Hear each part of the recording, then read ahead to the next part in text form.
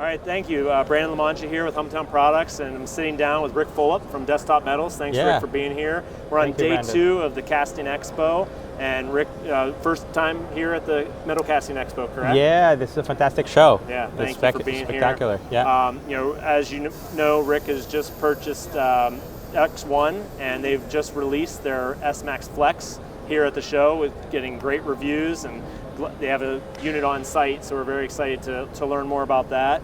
As I was just telling Ric, I've been in this industry for my whole life, but 3D printing for about 7-8 years now, and it's finally happening. We're seeing full serial production of cores into the metal casting industry.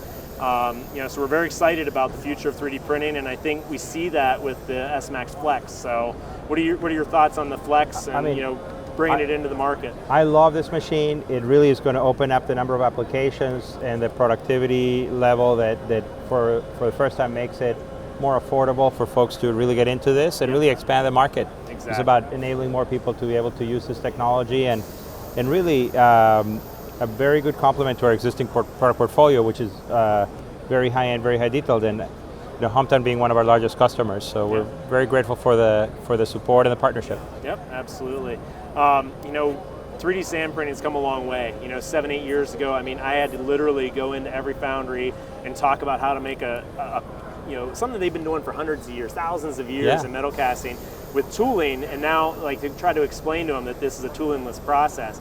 So we're excited to see, what's next for the metal casting industry. We were talking a little bit about, direct metal printing, and how it's not really a threat to foundries, and how there is a future, for foundries to get into metal casting. So, direct metal printing because of the downstream. So, I totally agree. So, what alloys would you say would be the best entry point right now? What from Desktop Metal standpoint, what product offering do you have? What would you say would be the most ready for market?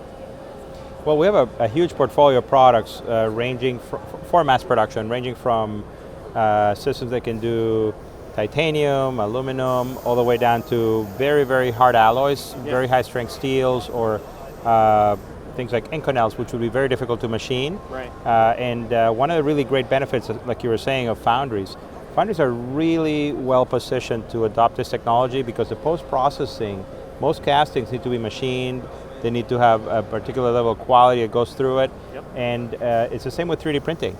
Yeah. So who's better than the people that are already making the parts in metal to transition to a better, more efficient way of doing that? So it's, I think, a really great opportunity for to add capabilities. Most foundries today have a CNC machine. Right. In the future, they're going to have different capabilities, or work with partners that provide them with the tools so they can actually, do the final production.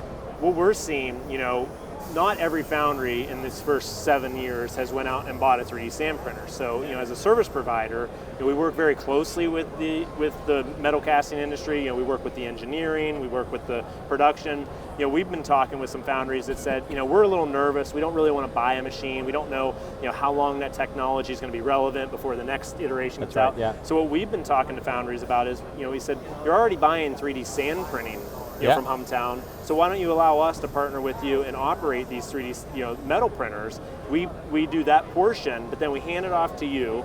You do the downstream post-processing, the anodizing, the heat treating, machining, and then you already have the certifications to sell to the OEMs. So why wouldn't that be part of the natural progression? I think that's a great idea, actually. I think it's a great idea. That could be a great business. Yeah, I think there's a lot of room there. And as we're all evolving, and working together, and getting that feedback from the industry, I think Desktop has been a very good partner so far, and we look forward to working together on that. Yeah, we're very excited, and I'm always thrilled when I visit and I see how productive your place is. It's always humming, and some of the largest companies in the world work with you, from the Caterpillars and GMs, and I don't know if I can say the names, but that's fine.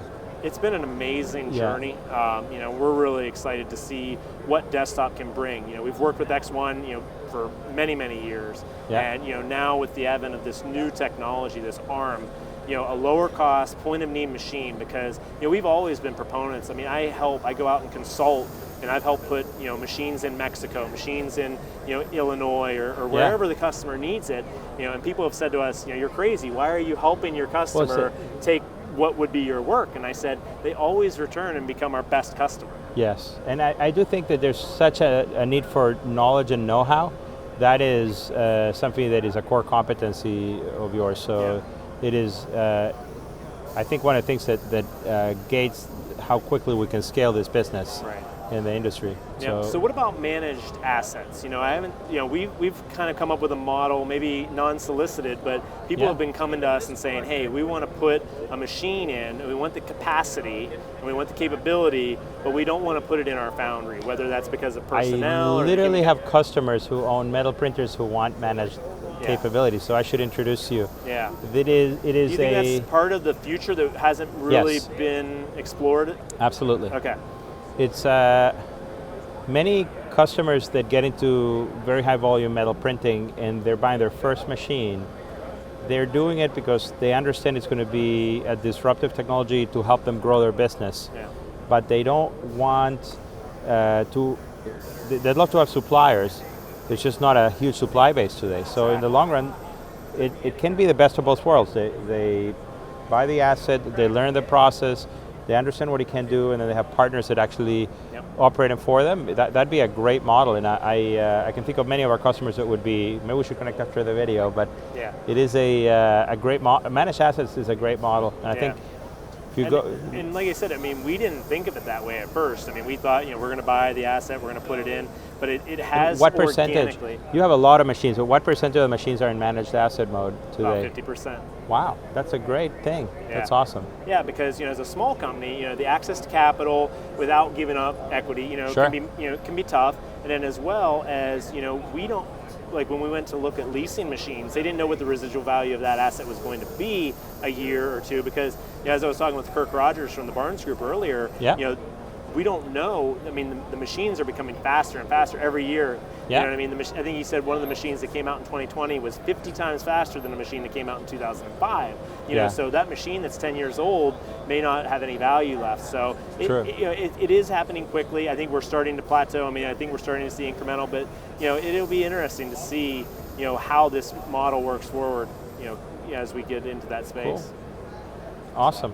Well, Rick, thank you so much. Really appreciate you sitting down with us. Yeah, it's a pleasure. I want you to enjoy the show, and we'll be catching up with you soon. Fantastic. Thank you. All right, man. Super. Yep.